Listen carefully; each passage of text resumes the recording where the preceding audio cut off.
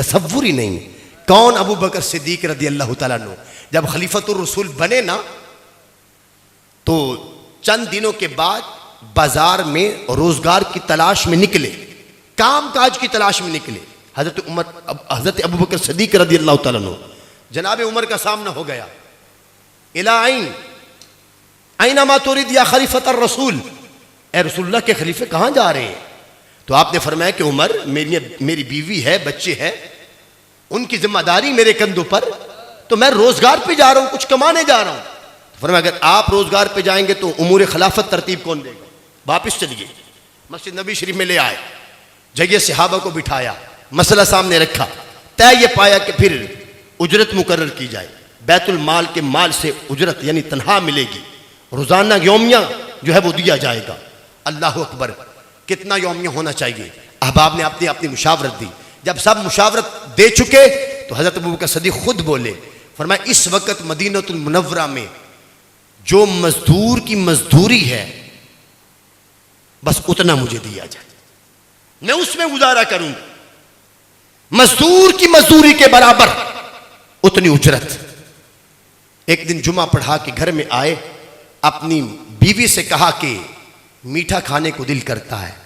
उसने कहा जनाब घर में जितना आता है बड़ा हाथ टाइट करके उससे गुजारा होता है। अल्लाह अकबर, जरा बैतुल माल से कुछ मंगवा लीजिए तो मैं आपको मीठा बना देती हूं। आपने फरमाया कि बैतुल माल का माल मेरे लिए नहीं, वो मुसलमानों के लिए, वो मुसलमानों का माल है, मेरे पास अमानत है, मैं अमीन हूं। अगला जुमा आया तो दस्तरखान पर एक कौली के अंदर हलवा पड़ा हुआ था। तो जब आपने उस हलवे को देखा, फरमाया कि ये कहां से? कहा जनाब ने पिछले जुमे ख्वाहिश की थी, मैंने रोजाना की बुनियाद पर थोड़ा थोड़ा राशन बचाया, थोड़ा थोड़ा चुटकी चुटकी निकाली है, और आज हफ्ते के बाद इतनी मिकदार मौजूद थी, आपकी ख्वाहिश के पेश नज़र ये हलवा बना के पेश किया है। जनाब ताजदार सदाकत दस्तरखान से उठे, बैतुल माल के खाजिन के पास गए और जाकर हाथ के इशारे से बताया आज के बाद इतना कम भेजना, हमारा उससे गुजारा हो सके, हमारा उससे गुजारा हो सके। और भाई ऐसे अमीरुल मोमिनीन होंगे तो इताअत तो लाजिम है, करना पड़ेगी। कौन इनकी हुक्मदूली करेगा? उमर बिन खत्ताब को देख लीजिए, अल्लाह अकबर, 22 लाख मुरब्बा मील के हुक्मरां हैं, लेकिन कमीज पर 18-18 पैबंद लगे हुए, पत्थर का सराना। इताअत नहीं करेंगे तो क्या करेंगे? हजरत उस्मान गनी जैसे अमीरुल मोमिनीन की इताअत न होगी तो क्या होगी? मौला अली कायनात की जैसे बुजुर्ग हस्ती की, आप बरसरे बाजार जा रहे, अमीरुल मोमिनीन है, कूफे का बाजार है, मस्जिद से निकले मौला अली कायनात, सामने किसाब की दुकान है, गोश्त लगा के बैठा हुआ है। मौला अली कायनात जब गुजर रहे थे, पीछे से आवाज दी, जनाब अमीरुल मोमिनीन अली पाक, आज जानवर बहुत आला था, गोश्त बड़ा लजीज पकने वाला है, कुछ गोश्त खरीद लीजिए। मौला अली कायनात, आपने चेहरा उठाया, उसके तरफ देखा, और मैं खुदा के बंदे, मेरे पास इतना माल नहीं कि जिससे मैं गोश्त खरीद सकूं, जिससे मैं गोश्त खरीद सकूं। तो वो गोश्त फरोश किसाब कहने लगा, कोई मसला नहीं, आप उधार ले लीजिए, जब होंगे फिर दे देना। तो मौला अली कायनात, आपने इशारा करते हुए फरमाया, जो उधार मैंने तुमसे करना है मैं अपने पेट से कर लेता हूं, मैं अपने कुटिया में जिंदगी, कुटिया में जिंदगी।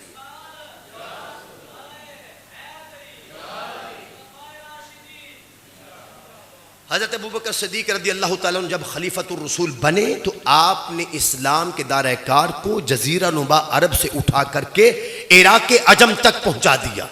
हज़रत खालिद बिन वलीद के लश्कर इराक के अजम को फतह कर चुके थे हज़रत अबू बकर सिद्दीक के आखिरी दिनों में, और उसके बाद हज़रत उमर पाक आए, और हज़रत उमर पाक की तदबीर, अल्लाह अकबर, इस्लाम 22 लाख मुरब्बा मील तक गालिब आ गया। 10.5 साल के बाद आपका विसाल हुआ, प्यारे उस्मान गनी आए, उन्होंने 12 साल दौरे खिलाफत के अंदर इस्लाम को उठाया, 40 लाख मुरब्बा मील तक फैला दिया। कितना? 40 लाख मुरब्बा मील तक हजरत उस्मान गनी ने पहुंचा दिया। और फिर मौला अली कायनात के दौर में अंदरूनी खलफशार शौरश और जो है वो अंदरूनी हालात इतने खराब हो गए कि वो मौला अली कायनात ही थे कि जिन्होंने काबू डाला, अंदर को सवारा। 5 साल के बाद विसाल हो गया। इमाम हसन पाक आए, 6 माह तक रहे। अब अपने नाना की वो बचपन की हदीस उसको सच साबित करने के लिए उठ खड़े हुए, हवा में हाथ बुलंद किए। हज का मौसम है, लाखों फर्जंदान इस्लाम के सामने अपने हाथ को उठाया, हवा में लहराया, पूछा ओ लोगों जानते हो ये हाथ किसका है? अपने हाथ के बारे में पूछा। लोगों ने कहा कि हसन इब्ने अली का, फर्जंदे रसूल अलैहिस्सलाम का। और साथ हजरत अमीर मुआविया रदी अल्लाह तआला अन्हु खड़े थे, उनका हाथ पकड़कर हवा में बुलंद किया। फरमाया इस हाथ को जानते हो ये किसका है? हाँ जानते हैं, मुआविया इब्ने सुफियान का। फरमाया फिर गौर से देखो, हसन फर्जंदे रसूल, शहजादा रसूल, सिबते रसूल, तुम्हारे नबी का नवासा अपना हाथ हजरत मुआविया के हाथ में डालता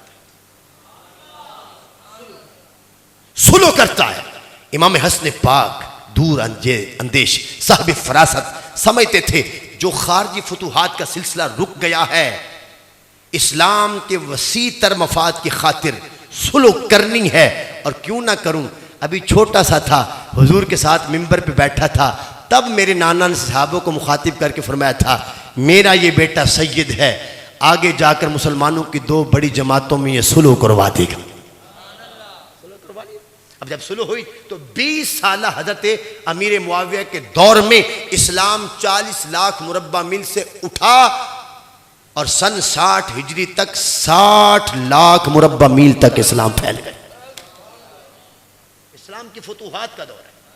सन 60 हिजरी के एंड पर हजरत अमीर मुआविया का विसाल हो गया।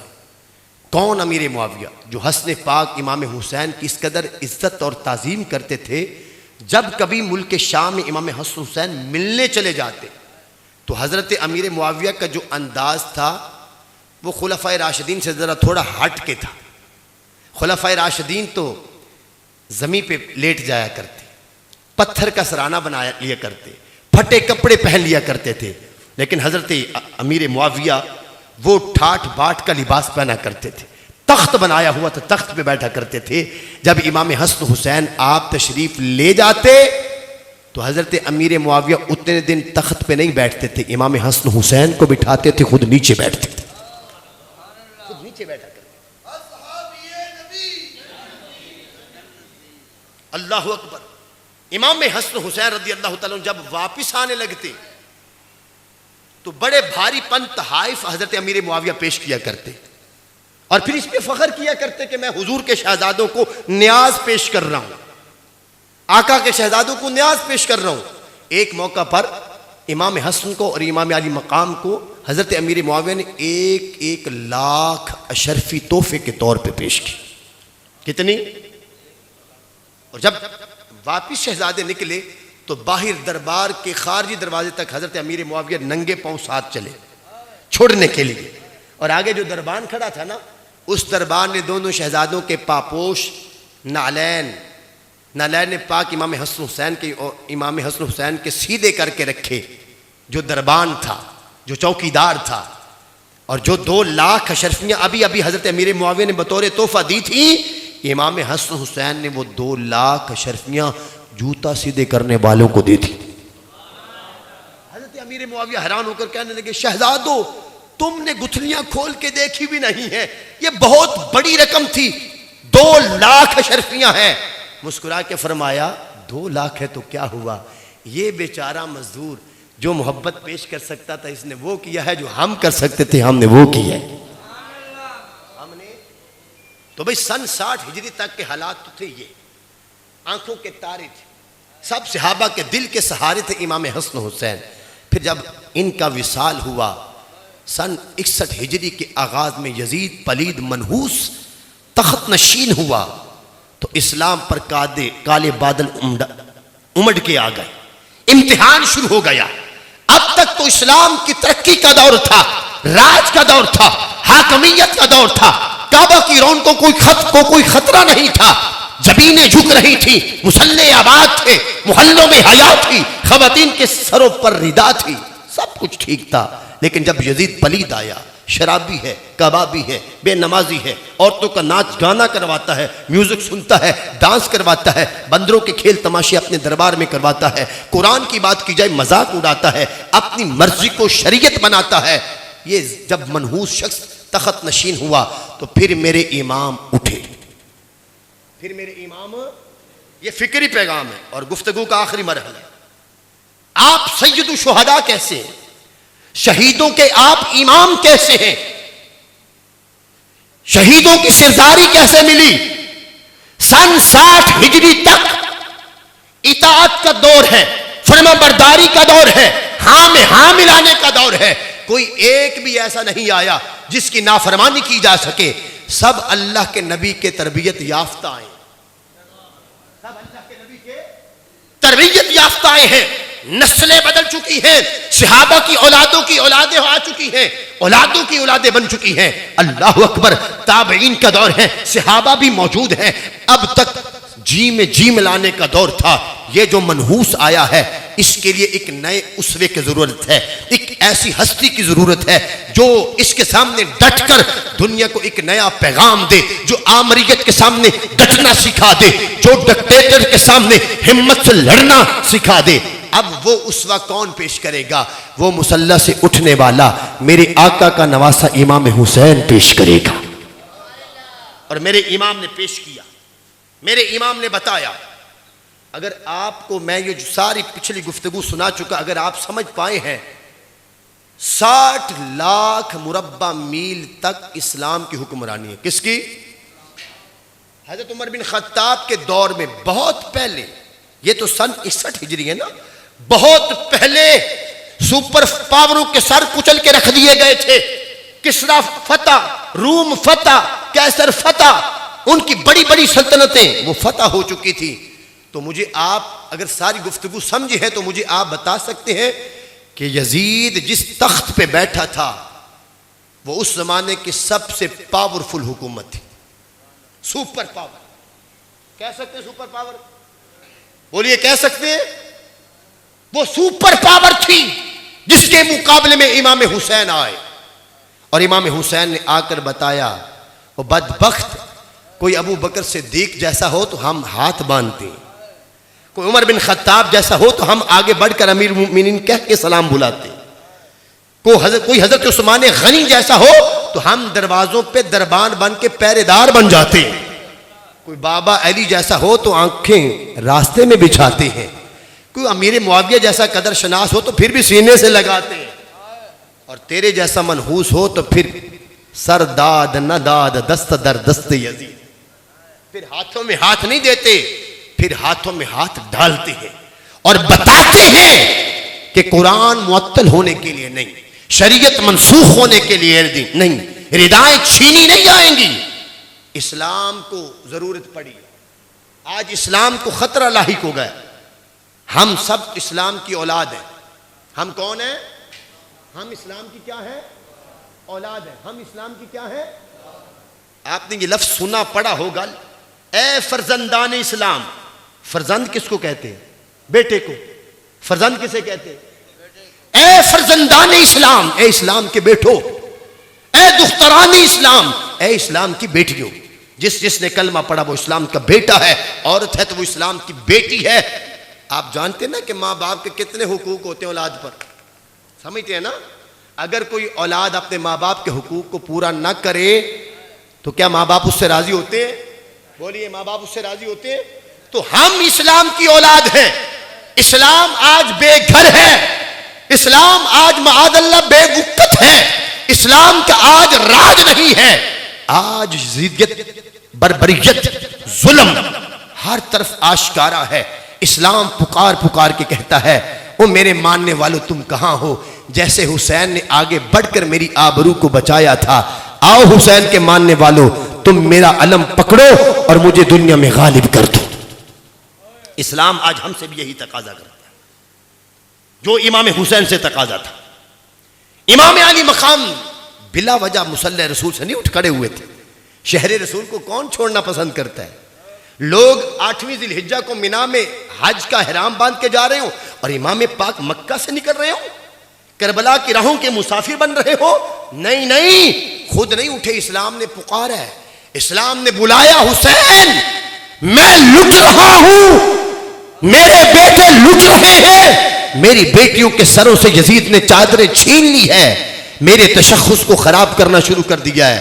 तो इमाम अली मकाम ने अली अकबर, अली असगर, ओनो मोहम्मद की कुर्बानियां पेश करके कहा, ओंदी आन रह जाए, ओंदी शान रह जाए, लुटी जावे पे जोक हुसैन दी अज, पर नाने दा जिंदा इस्लाम रह जाए। क्या आए थे भी करने? इस्लाम बचाने आए थे।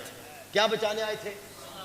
और फिर उन्होंने अपनी कीमती जान का नजराना पेश करके जो इनकलाब बपा किया, ज्यादा दूर नहीं, हजरत सैयदना उमर बिन अब्दुल अजीज की सूरत में मुसलमानों को वाक़े करबो बला के नतीजे में फिर वो हुक्मरान मिला कि जिसने हजरत उमर बिन खत्ताब की यादें ताज़ा कर दी। ये करबला का नतीजा है, ये इमाम हुसैन की कुर्बानी का नतीजा है। अल्लाह अकबर कबीरा। गिरामी का हज़रात, आज पूरी दुनिया के नक्शे पर मुसलमान रुसवा हो रहा है। बाहमी इत्तिहाद खत्म हो गए, फिरकावारियत ने फरोग पा लिया, जमातों के बुत बन गए।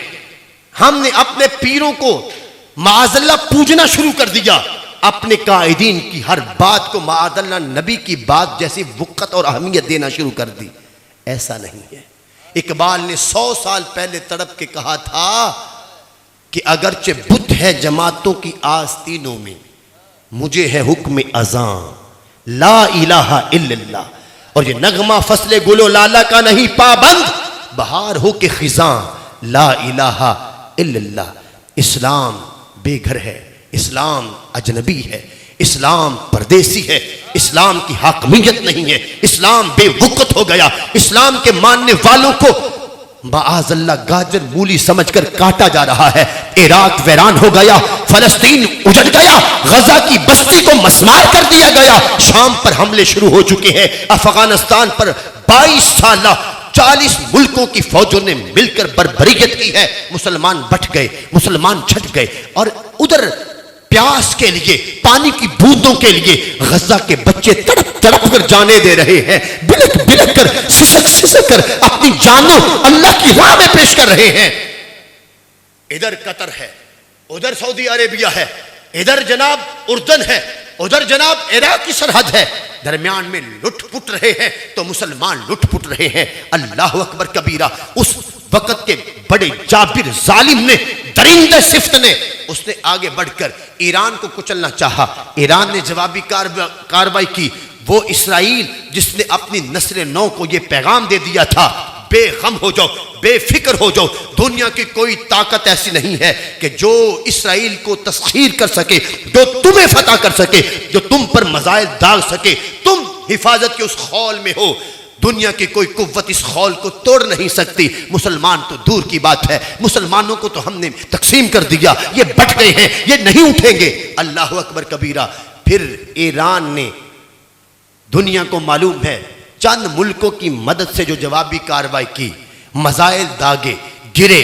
वो 30-25 साल उनकी जो यंगरेशन थी, उन्होंने जब मज़ाइलों को गिरते देखा, हाथ बांध के खड़े हो गए, वास्ते डालने लगे, जान की अमान पाने के लिए दरख्वास्तें करने लगे।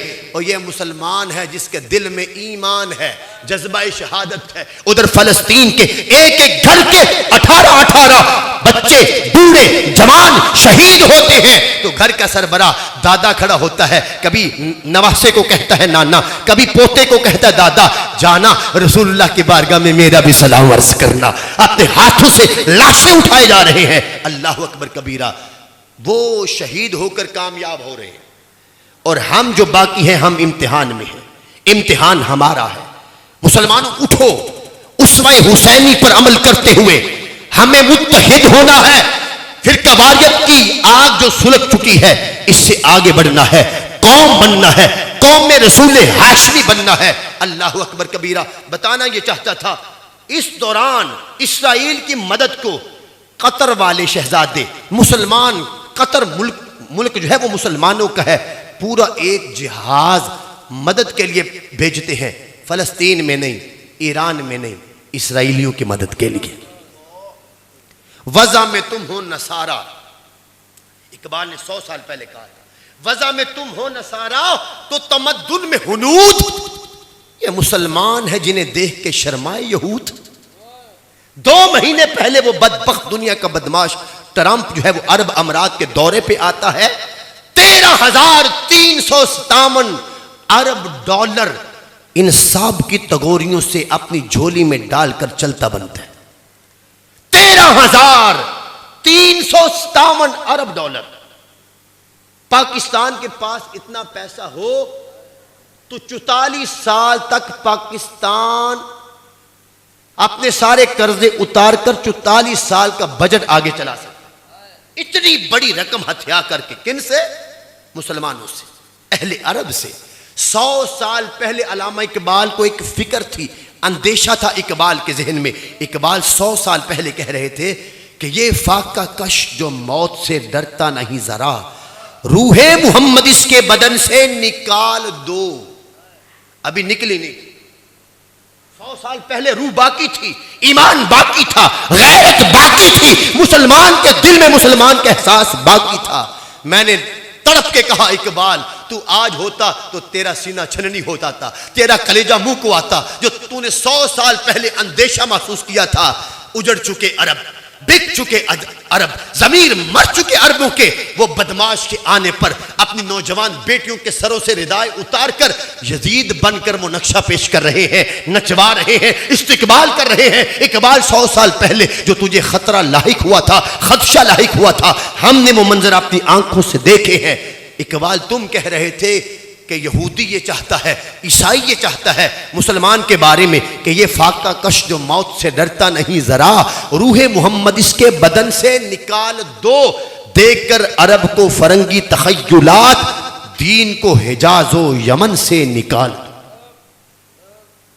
मुकद्दस सरजमी हिजाज मुकद्दस पर म्यूजिक फेस्टिवल मुनक्किद हो रहे हैं, मौसीकी के प्रोग्राम सजाए जा रहे हैं, हर मुल्क के गुलकारों को, रक्कासों को बुलाकर डांस करवाए जा रहे हैं।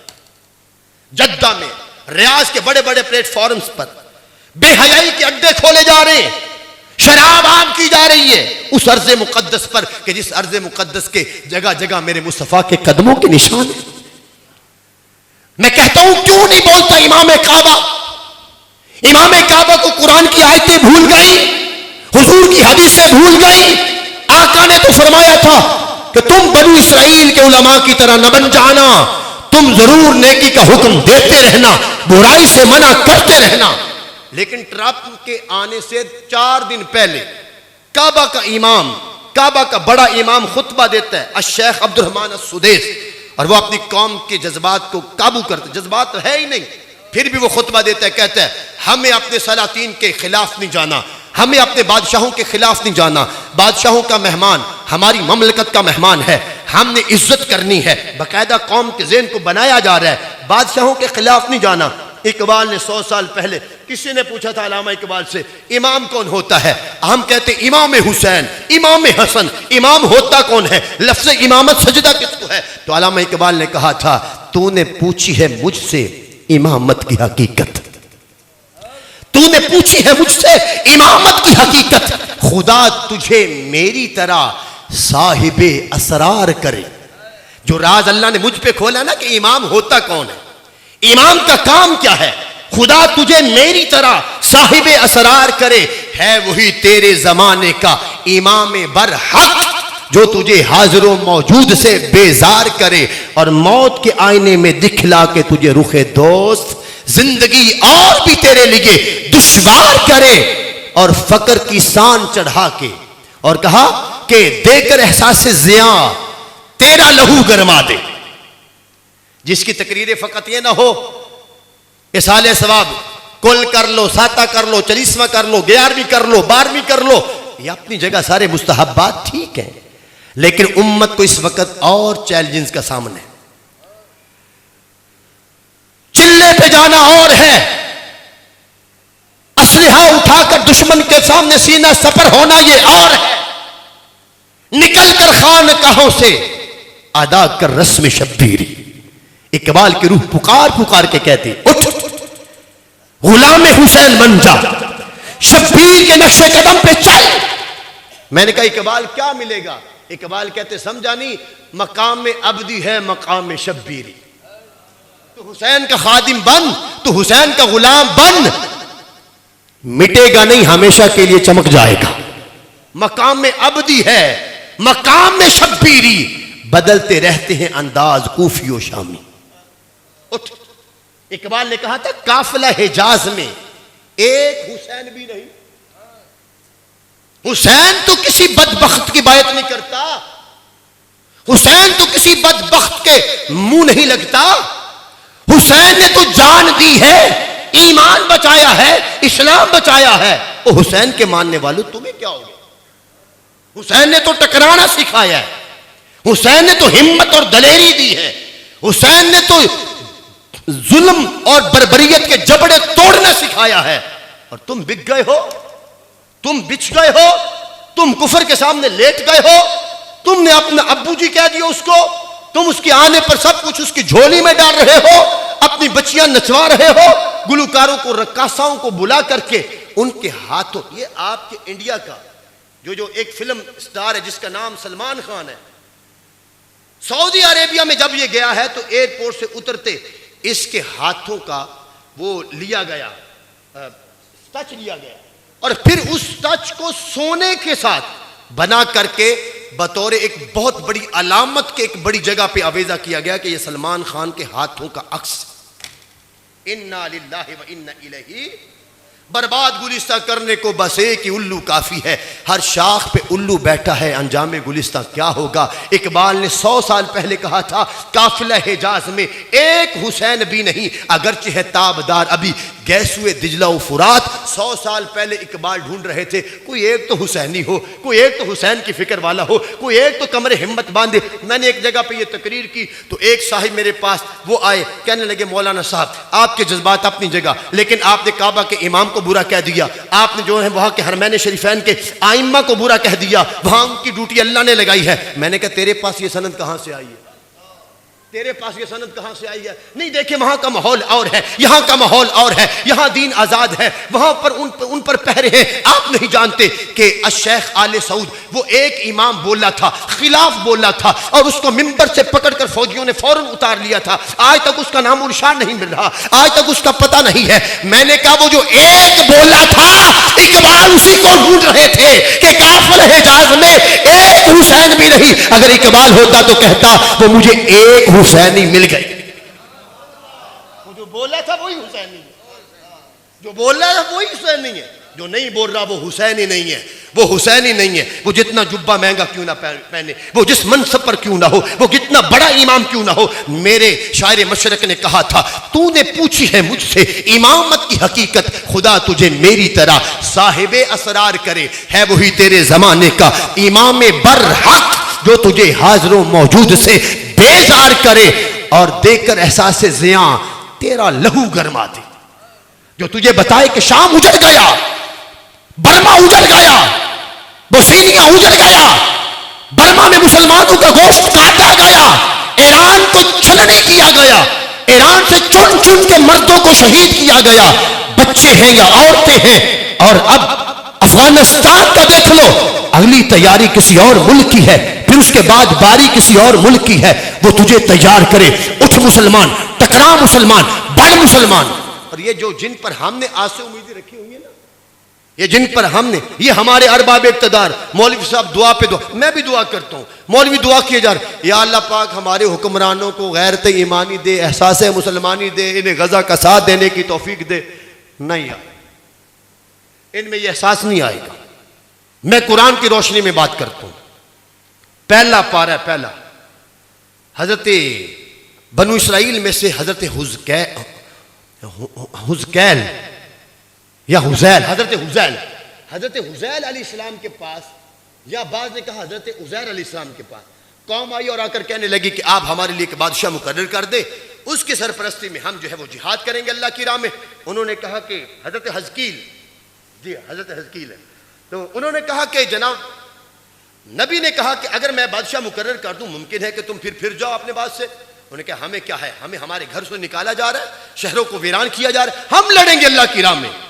तो उन्होंने फिर हजरत जनाबे तालूत को मुकर्रर कर दिया।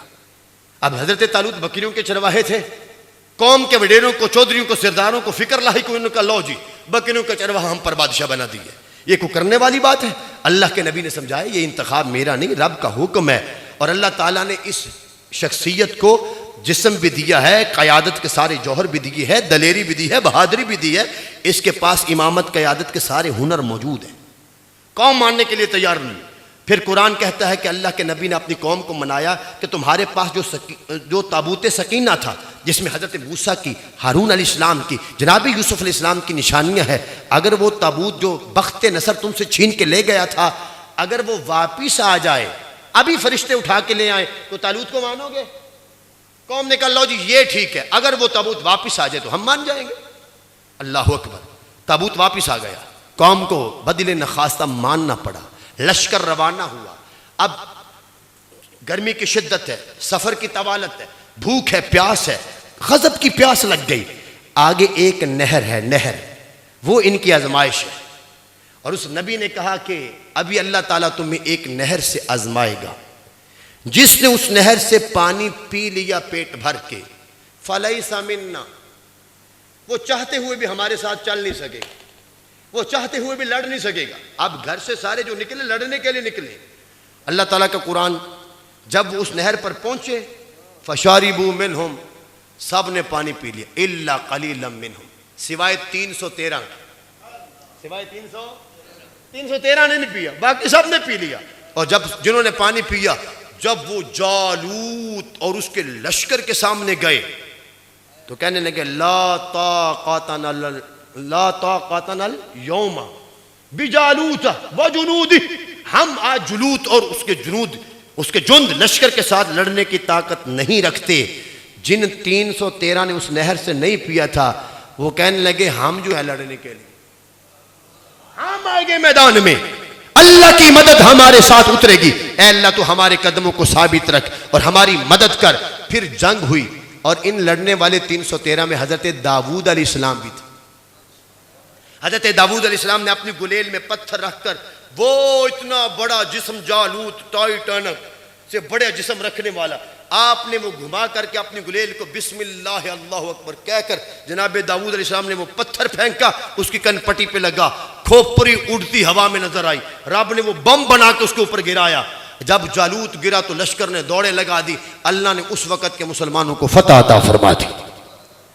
मैं इस रकू के नतीजे में मैं इस नतीजे पे पहुंचा हूं कि अगर अल्लाह ताला नहर के पानी से मना कर दे कि नहीं पीना, तो जो उस नहर के पानी से पी ले वो नहीं लड़ सकता। तो जिनकी टेबलों पे पड़ी शराब रहती है, नहीं समझे, जिनकी टेबलों पे पड़ी शराब रहती है, हराम खोरी जिनके जिस्मों में रच बस गई है, ये लड़ेंगे नहीं भाई, तैयारी करनी पड़ेगी, उठना पड़ेगा, जिहाद के दर्स देने पड़ेंगे, हुसैनियत के नक्शे कदम पर चलना होगा, फिर इस्लाम बचेगा। और इकबाल ने कहा था कि इमाम कौन है? जो तुझे पूरी दुनिया का नक्शा दिखा दे कि देख मुसलमान यहां उजड़ गए, ये शहर वीरान हो गया, ये मुल्क जो है वो वीरान हो गया, उठ कुछ कर, तू बढ़ेगा तो अल्लाह तेरी मदद करेगा। और आज हमें ये हमारे हुक्मरान क्या बताते हैं? ये मौलवी पागल है। इन मौलवियों को क्या पता है अमेरिका के पास असलहा की क्या भरमार है, कितनी जदीद टेक्नोलॉजी है, कैसे कैसे उनके तैयारे हैं, कितने कीमती उनके टैंक हैं, बड़े बड़े उनके मजाइल हैं। फ्रांस आगे बढ़ गया, इसराइल के पास असलहा के फरामान, अक्सरी बर्तरी उनके पास है। हम छोटा सा मुल्क है, गरीब मुल्क है, कमजोर मुल्क है, हम लड़ कैसे सकते हैं? इस्लाम कहता है कि तूने अपनी हिम्मत पे नहीं, तूने खुदा के भरोसे पे लड़ना है। यह भी अल्लामा इकबाल ने हमें बताया। इकबाल ने कहा कि दुनिया को है फिर मार का रूहो बदन पेश, दुनिया को है फिर मार का रूहो बदन पेश, तहजीब ने फिर अपने दरिंदों को उभारा, अल्लाह को पा मर्दिये मोमिन पे भरोसा। अल्लाह फरमाता है मोमिन तो मेरा नुमाइंदा बन के लड़, तू निकल मेरी मदद तेरे साथ। अल्लाह को पा मर्दिये मोमिन पे भरोसा, इबलीस को यूरोप की मशीनों का सहारा, इबलीस को यूरोप की मशीनों का सहारा।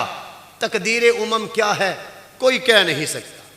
नतीजा क्या निकलेगा? उधर टैंक है, बड़े बड़े जहाज हैं, असलहा है, मजाइल है, जोहरी ताकत है, तक नतीजा क्या निकलेगा? इकबाल फरमाते ये तुझे भी पता नहीं, मैं तुझे एक गुर बताता हूं। हजरत आसिफ बरखिया का वाक़या तुम में से सबने सुना है। हजरत सलमान नबी के उम्मती जिन्होंने एक पल से पहले वो तख्ते बल्किस ले आए थे, आंख का इशारा करके अल्लामा इकबाल उसके पेश नज़र इकबाल के नतीजा क्या निकालते हैं, खुदा रहम करे इस शख्स पर, अल्लाह ताला की करोड़ों रहमत नाजिल हो अल्लामा इकबाल के मज़ार पर। कितना कीमती और वजनी आदमी था, कहाँ कहाँ गोता लगाता था। इकबाल कहते तकदीर उमम क्या है कोई कह नहीं सकता, मोमिन की फरासत हो तो काफी है इशारा। मोमिन की फरासत हो तो तकदीर उमम क्या है कोई कह नहीं सकता, मोमिन की फरासत हो तो काफी है इशारा। अच्छा, देकर एहसास ज़िया तेरा लहू गरमा दे और फकर की शान चढ़ा के तुझे तलवार करे। रहे आज के इमाम, रहे इमाम मक्की, इमाम मदनी, मदीने के इमाम, मक्के के इमाम चुप क्यों हैं? अल्लामा इकबाल ने कहा कि इनकी मैं तर्जुमानी करता हूँ। इकबाल कहिए ये कैसे इमाम है? अल्लामा इकबाल फरमाने लगे फितनाए मिल्लते बैज़ा है इमामत इसकी, फितनाए मिल्लते बैज़ा है इमामत इसकी, जो मुसलमान को सलातीन का परस्तार करे। जो मुसलमानों को यह दर्स दे कि नहीं नहीं बादशाहों की हाँ में हाँ मिलानी चाहिए, इनकी मुखालफत नहीं करनी चाहिए, इनसे टकराना नहीं चाहिए, इनके साथ बना के रखनी चाहिए। मौज है, मस्ती है, महल है, डॉलर है, सब कुछ मिलेगा, इनकी आवाज़ पर लब्बैक कहते जाओ। अच्छा, अल्लामा इकबाल फरमाते हैं कि ये फितना है, फितना मिल्लत बैज़ा है इमामत इसकी, जो मुसलमान को सलातीन का परस्तार करे। इकबाल कोई बचने की राह भी है। इकबाल कहते कि तू हुसैन का खादिम बन के हुसैन के नक्शे कदम पर चल, तू भी बचेगा, ईमान भी बचेगा, मुसलमान भी बचेगा, इस्लाम भी बचेगा, इस्लाम भी बचेगा। अल्लाह अकबर कबीरा। मेरे प्यारे भाइयों बुजुर्गों दोस्तों, वक्त बहुत ज़्यादा हो गया। हमें आज इस्लाम को जो चैलेंजेस दरपेश है, नमाजी बनना इसमें शक कोई नहीं, नमाज की छुट्टी नहीं है किसी को, रोज़े भी रखने हैं, ज़कात भी देनी है, साहब इस्तात तो हज भी करना है, लेकिन ये सारे वो आमाल है जिनका फ़ायदा हमें है, हमारी ज़ात को है। ये इस्लाम के रुकन है, इस्लाम के हुकूक अभी बाकी है, इस्लाम के हुकूक अभी। एक बेटा बड़ा अच्छा नौकरी पर हो, बहुत बाल आलीशान बंगला बना ले, कोठी बना ले, उसकी सारी औलाद महंगे स्कूलों में पढ़ रही हो, गाड़ी हो, लग्जरी ज़िंदगी गुजारा हो, लेकिन माँ बाप कुटिया में रहते हो। माँ बाप तो किसी कोई बंदा अकलमंद दाना शऊर वाला बंदा इस बंदे को अच्छा समझेगा? और जालिम तू खुद तो महल में कोठी में जिंदगी गुजार रहा है, और तेरा माँ बाप कुटिया में, जिन्होंने पाला था, पोसा था, बड़ा किया था, उनके हुकूक को फरामोश कर दिया, भूल गया, और ये आगे से कहे कि नहीं जी ये तो सारा मेरा कमाल है, जी ये तो सारा मेरा कमाल है। हुकूक के वालिदैन मुआफ नहीं होने वाले। तो जैसे इस वालिदैन के हुकूक है, माँ और बाप के हुकूक है औलाद पर, ऐसे इस्लाम के हुकूक है मुसलमान पर, ऐसे इस्लाम के हुकूक हैं। इमाम अली मकाम ने इस्लाम का हक जानना, पहचानना, मानना, सब कुछ देख के क्या साबित किया? कुछ बचे ना बचे, हुसैन शहीद होता है तो हो जाए, नाना का दीन बचना चाहिए, नाना का इस्लाम बचना चाहिए। अल्लाह ताला मुझे और आपको इमाम अली मकाम के सदक़े में अहले बैत की मोहब्बत अता फरमाए, सहाबा इकराम की मोहब्बत अता फरमाए। अल्लाह अपने हबीब का प्यार, अपने प्यारों का प्यार अता फरमाए, और अल्लाह हमें प्यारों जैसी अदाएँ और वफ़ाएँ अता फरमाए।